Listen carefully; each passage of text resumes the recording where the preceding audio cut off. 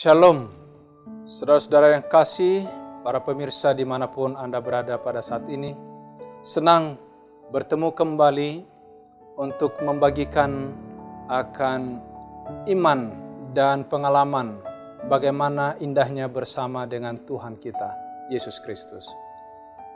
Saat ini saya mau mengajak kita melihat situasi yang sedang terjadi di dunia ini. Ada banyak krisis, kemelut, persoalan hidup silih berganti tidak pernah berhenti. Sehingga banyak orang yang putus asa, sakit oleh karena pikiran, oleh karena kesusahan yang selalu bertindih satu sama lain. Oleh karena dunia ini sudah semakin dekat kepada hari kesudahannya. Itu sebabnya pada saat ini saya mau membagikan satu sejarah cerita kemenangan yang dapat menolong saudara-saudara dan saya untuk lebih kuat menghadapi hari-hari yang genting ke depan ini. Di dalam 2 Tawarikh pasal 20. Ini satu cerita yang menarik buat saya, yang menguatkan saya. Setiap saya membaca firman Tuhan ini, saya dimotivasi, dikuatkan oleh karena kita tidak pernah lepas dari namanya kesusahan dan persoalan. Mari kita membaca Alkitab kita di dalam 2 Tawarikh pasal 20, kemenangan atas Moab dan Amon di akhir pemerintahan Raja Yosafat.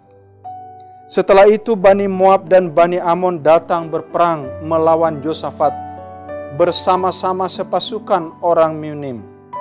Datanglah orang-orang memberitahukan ke Yosafat, suatu laskar yang besar dari seberang laut Asin dari Edom menyerang tuanku. Sekarang mereka di Hazezon Tamar, yakni En-Gedi. Yosafat menjadi takut, lalu mencari keputusan untuk mencari Tuhan. Ia menyerukan kepada seluruh Yehuda supaya berpuasa. Yosafat adalah manusia juga. Dia seorang raja yang mempunyai beban bagaimana untuk menyelamatkan dan memelihara umat-umat di bawah pemerintahannya. Yosafat percaya kepada Tuhan kita yang maha besar.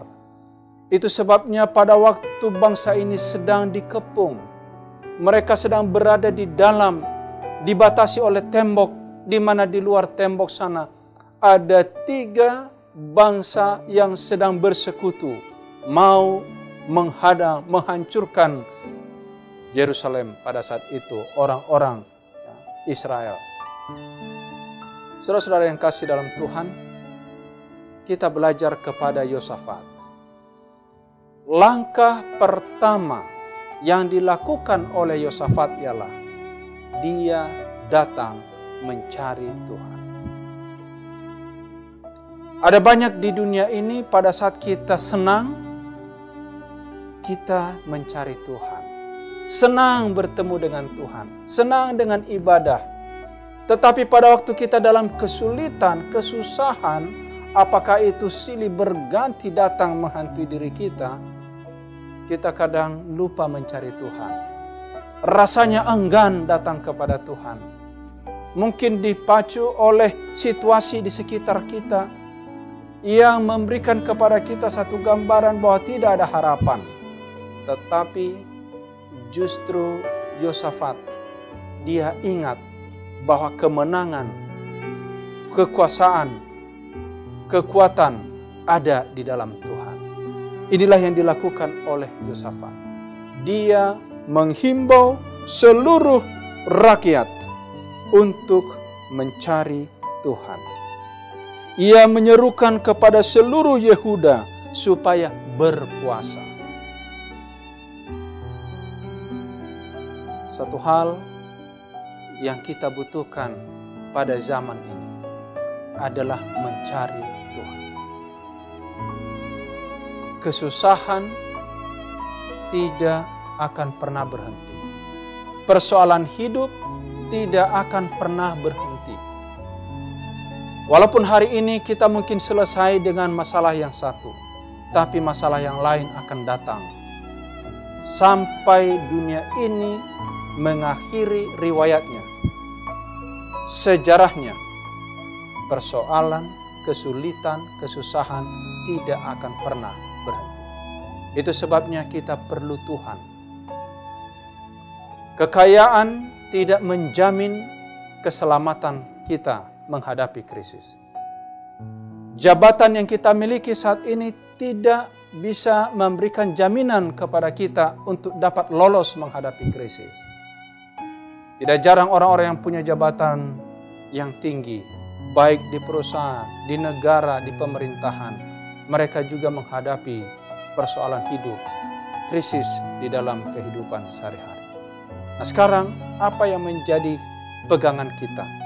Kita melihat kepada cerita ini kembali. Saya senang mengikuti ini. Sekiranya para pemirsa di rumah, Bapak, Ibu, Saudara, boleh mengulang-ulang untuk membaca akan firman Tuhan ini. Sebab di sini ada janji yang luar biasa, melebihi kuasa yang ada pernah di dunia ini untuk mengatasi segala persoalan hidup. Mari kita lihat apa yang dilakukan selanjutnya.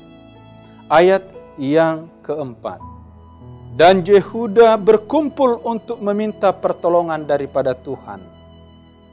Mereka datang dari semua kota di Yehuda untuk mencari Tuhan. Lalu Yosafat berdiri di tengah-tengah jemaat Yehuda dan Yerusalem di rumah Tuhan di muka pelataran yang baru. Apa yang mereka lakukan? Mereka berdoa, berseru kepada Tuhan.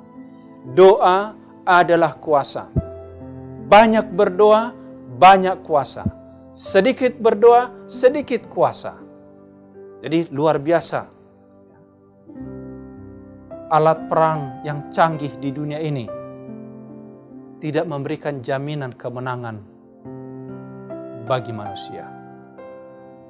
Alat teknologi yang luar biasa sekarang ini tidak dapat memberikan jaminan kemenangan bagi manusia. Tetapi doa yang sederhana, yang dilantunkan, disampaikan kepada Tuhan dengan penuh keyakinan, penuh dengan iman dan kepercayaan, itu lebih berkuasa. Inilah yang dilakukan oleh orang Yehuda, orang Israel pada waktu menghadapi krisis yang besar itu. Saudaraku yang kasih di dalam Tuhan, inilah doa daripada Yosafat. Ya Tuhan Allah nenek moyang kami, bukankah Engkau Allah di dalam sorga? Bukankah Engkau memerintah atas segenap kerajaan bangsa? Kuasa dan keperkasaan ada di dalam tangan-Mu, sehingga tidak ada orang yang dapat bertahan melawan Engkau.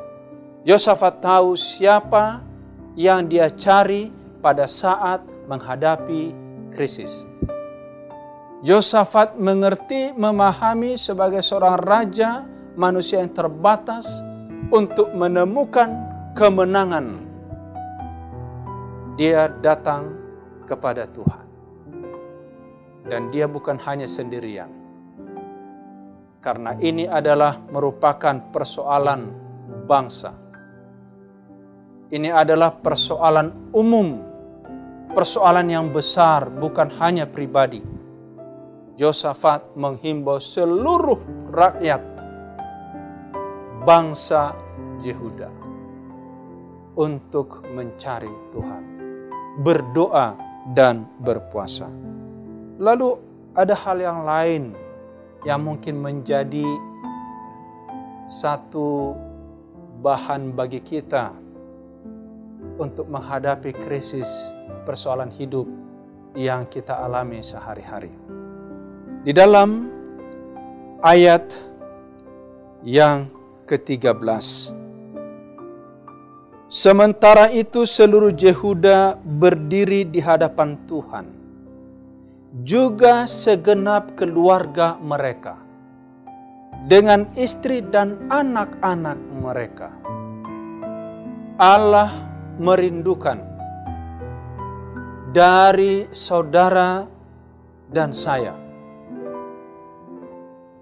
orang yang sudah berkeluarga, untuk mencari Tuhan, berdoa kepada Tuhan, tidak sendirian, tetapi semua anggota keluarga bersama-sama. Tidak jarang pada zaman sekarang ini dengan segala kesibukan, ibadah keluarga menjadi nomor yang terakhir. Sulit untuk mempersatukan ayah, ibu, dan anak-anak dalam satu keluarga untuk mengadakan ibadah.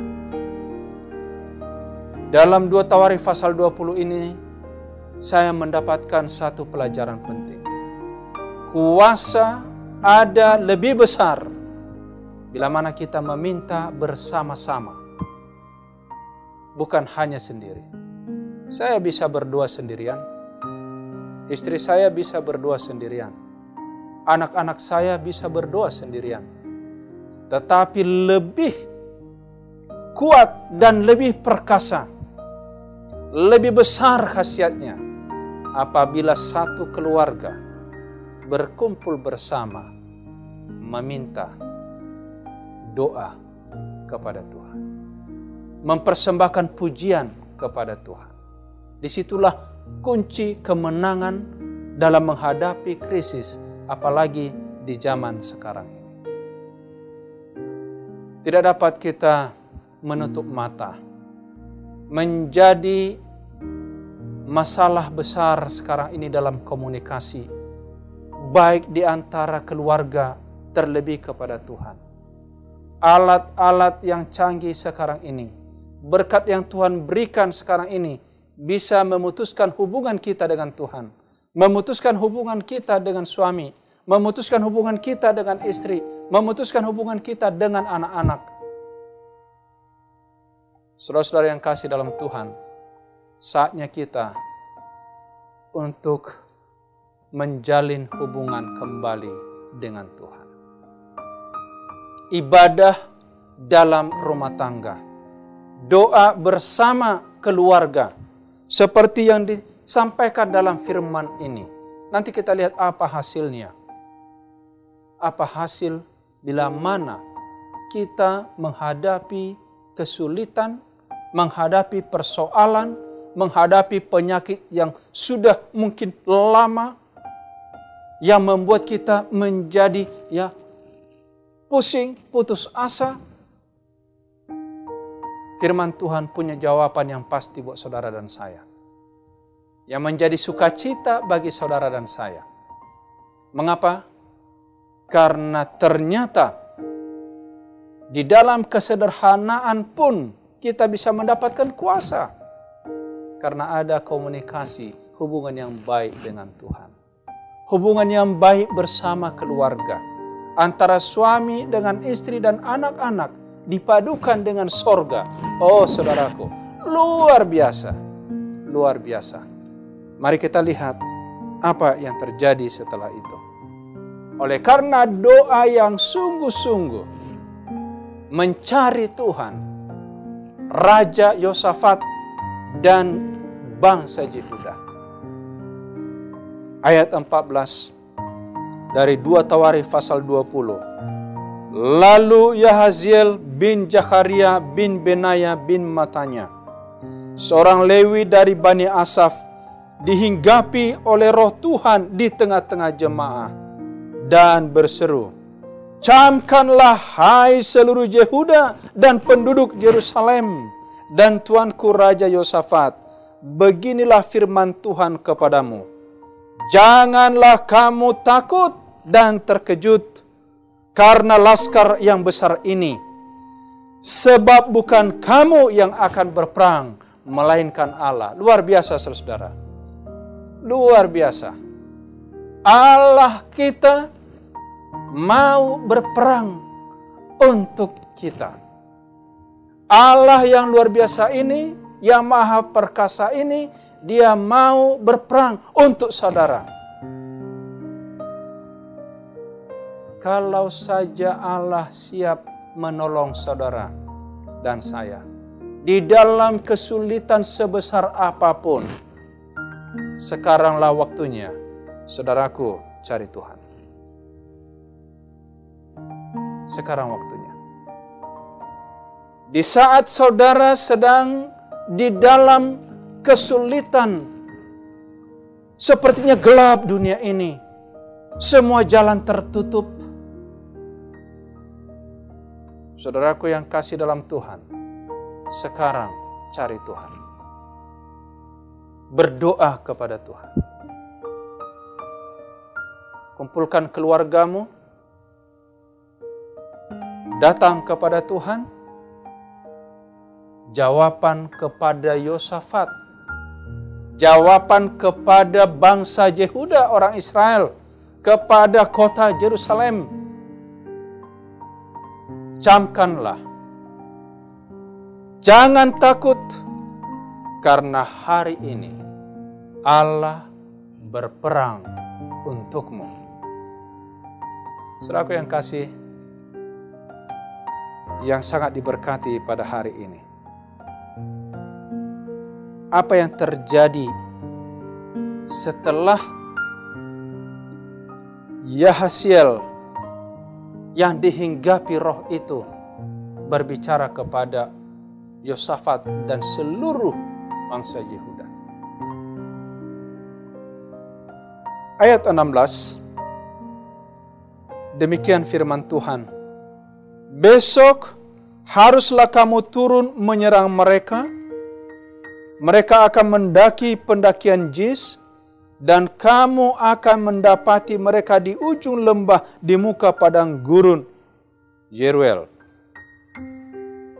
Namun, ayat 17, dalam peperangan ini tidak usah kamu bertempur. Oh, luar biasa.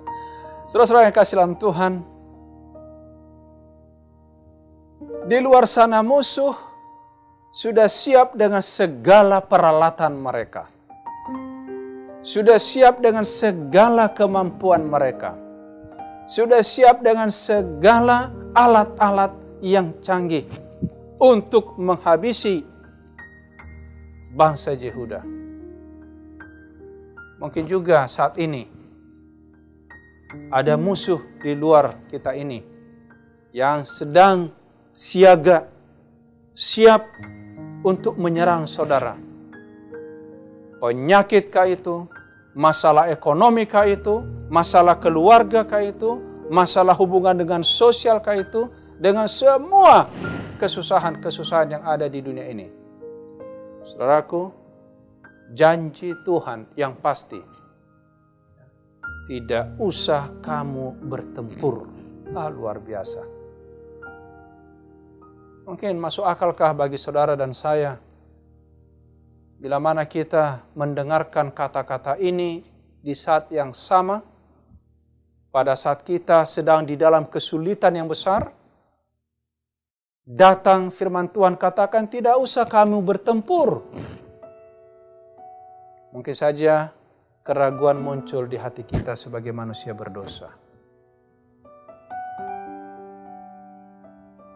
Boleh jadi saat ini juga saudara berpikir demikian dan saya. Pendeta, sudah lama saya dalam kesulitan ini. Sudah banyak jalur yang saya tempuh. Sudah banyak usaha yang kami lakukan. Sudah banyak pengorbanan. Waktu yang cukup lama. Tapi hari ini bicara iman. Ini bicara tentang keyakinan saudara-saudara. Mungkin saudara sekarang ini sedang sakit keras. Mungkin saudara dalam kesusahan yang sangat mendalam. Sakit hati yang luar biasa. Kecewa yang sangat mendalam. Saat ini Tuhan katakan kepadamu saudaraku, engkau tidak perlu bertempur. Di mana kuncinya kalau begitu? Demikian firman Tuhan, ayat 18. Jangan kamu takut dan terkejut. Majulah besok menghadapi mereka. Tuhan akan menyertai kamu. Lalu berlututlah Yosafat dengan mukanya ke tanah. Seluruh Yehuda dan penduduk Yerusalem sujud di hadapan Tuhan dan menyembah kepadanya. Saudara-saudara yang kasih dalam Tuhan, kemenangan ada di tangan Tuhan. Saudara bisa bayangkan, di dalam suasana dikepung oleh musuh yang begitu banyak, dengan kemampuan musuh yang luar biasa, yang Tuhan minta adalah sujud menyembah. Apakah sulit bagi saudara-saudara yang kasih dalam Tuhan, para pemirsa, untuk sujud menyembah kepada Tuhan? Dia tidak minta uang saudara, dia tidak minta harta saudara, dia tidak meminta untuk meletakkan jabatan saudara. Yang dia minta ialah sujud menyembah kepada Tuhan. Lalu apa kata firman Tuhan selanjutnya? Kemudian orang Lewi dari Bani Kehat dan Bani Korah bangkit berdiri untuk menyanyikan puji-pujian bagi Tuhan Allah Israel dengan suara yang sangat nyaring. Tuhan senang mendengarkan saudara bila mana saudara memuji Tuhan. Allah begitu senang, bahkan malaikat di surga turut untuk menyanyikan bila mana saudara menyanyikan pujian bagi Tuhan. Sangat sederhana. Krisis yang luar biasa, persoalan yang sangat besar, penyakit yang berkepanjangan, kesulitan yang tidak pernah putus, yang membuat saudara bisa putus asa dan saya putus asa, bahkan tidak memiliki apa-apa harapan. Hari ini hanya dengan datang kepada Tuhan, mencari Tuhan, sujud menyembah kepadanya, menyanyikan pujian, luar biasa. Dan apa yang terjadi? Inilah kata-kata yang perlu mungkin saudara-saudara boleh ingat di dalam hidup. Di dalam 2 Tawarikh 20 ayat 20, ayat yang sangat mudah diingat. 2 Tawarikh pasal 20 ayat 20. Inilah firman Tuhan. Keesokan harinya, pagi-pagi, mereka maju menuju padang gurun Tekoa. Ketika mereka hendak berangkat, berdirilah Yosafat dan berkata, mari kita camkan kata-kata ini. Dengar, hai Yehuda dan penduduk Yerusalem, percayalah kepada Tuhan Allahmu, dan kamu akan tetap teguh. Percayalah kepada nabi-nabinya, kamu akan berhasil. Saudara permisa yang dikasihi oleh Tuhan, bila mana kita menginginkan kemenangan dari semua pergumulan hidup ini, dari semua tantangan kehidupan yang kita alami, dari semua persoalan yang silih berganti menghantui kehidupan kita, percayalah kepada Tuhan, maka engkau akan tetap teguh, dan percayalah kepada nabi-nabinya, maka engkau akan berhasil. Saudaraku yang kekasih, memang satu kata iman atau percaya mudah untuk diucapkan. Tetapi apakah itu bisa kita terapkan? Sebab tanpa diimani iman itu, tanpa diyakini kepercayaan itu, kuasa yang dialami oleh orang Yehuda dan penduduk Yerusalem tidak akan pernah saudara alami dan saya alami. Kecuali kita memiliki satu iman yang diimani seperti Yosafat dan orang Yehuda pada kala itu, pada saat itu. Maka niscaya hari ini kuasa yang sama, janji Tuhan kepada saudara, itu akan terjadi kepada kita. Itu makanya saya katakan, bicara iman tidaklah mudah, kecuali itu diimani. Saya sebagai hamba Tuhan memiliki banyak pengalaman, baik dari umat-umat Tuhan yang saya kenal, sahabat-sahabat yang saya kenal, yang sudah memberikan perhatian mereka kepada firman Tuhan ini. Dan sungguh-sungguh percaya kepada firman Allah. Memang firman Allah itu tidak dapat untuk diragukan. Harus diyakini. Itulah sebabnya kata kunci dalam 2 Tawarikh pasal 20 ini ialah percaya. Percaya kepada Tuhan. Saya menantang saudara-saudara dalam menghadapi kesulitan-kesulitan apapun di atas dunia ini. Posisi apapun, jabatan apapun, ya, profesi apapun kita ini. Semuanya kita menghadapi persoalan. Tapi kemenangan ada di dalam Tuhan saja. Wah, luar biasa.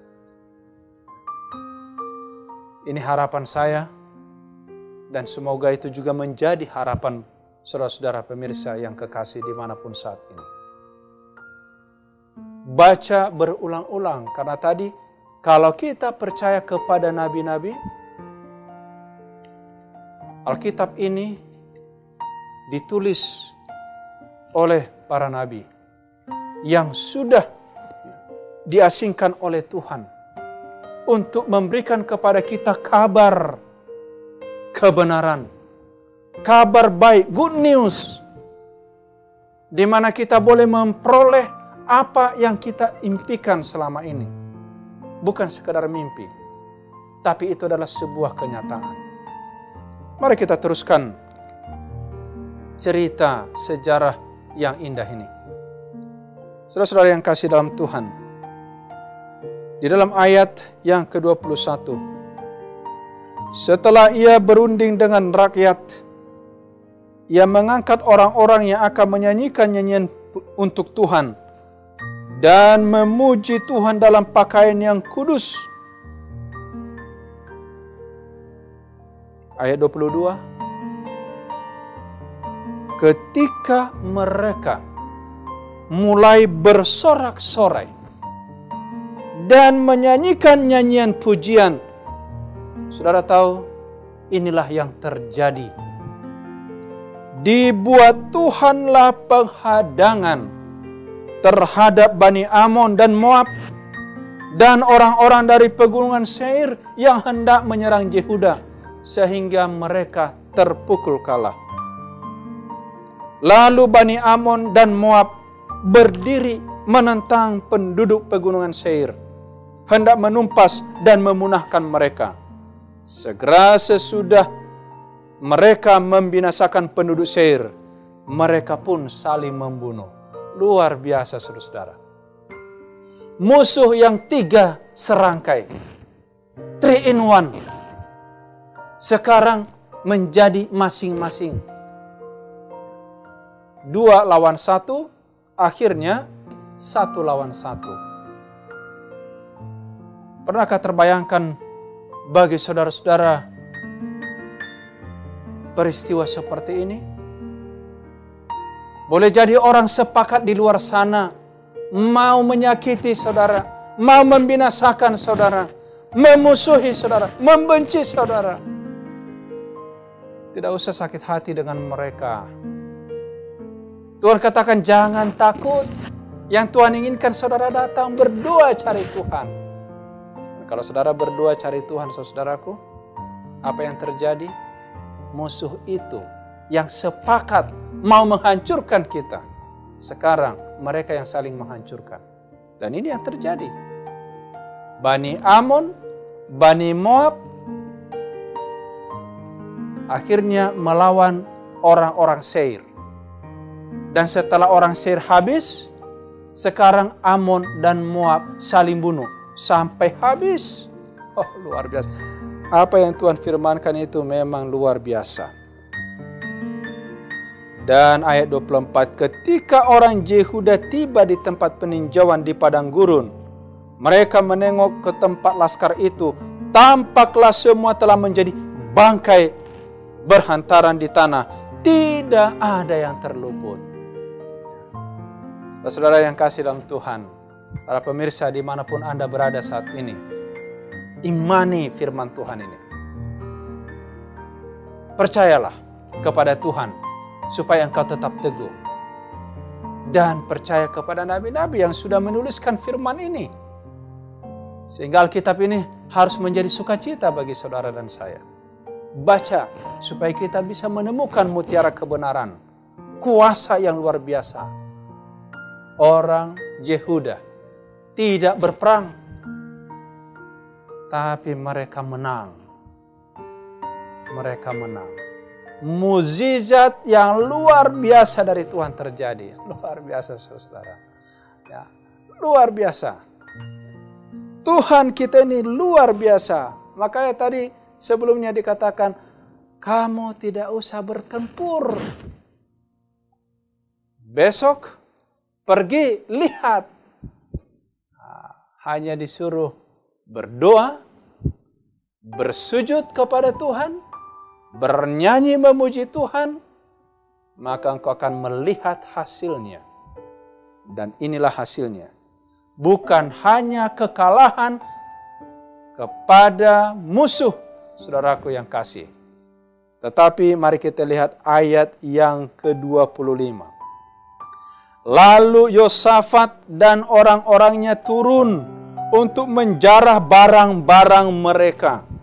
Mereka menemukan banyak ternak, harta milik, pakaian, barang-barang berharga. Yang mereka rampas itu lebih banyak dari yang dapat mereka bawa.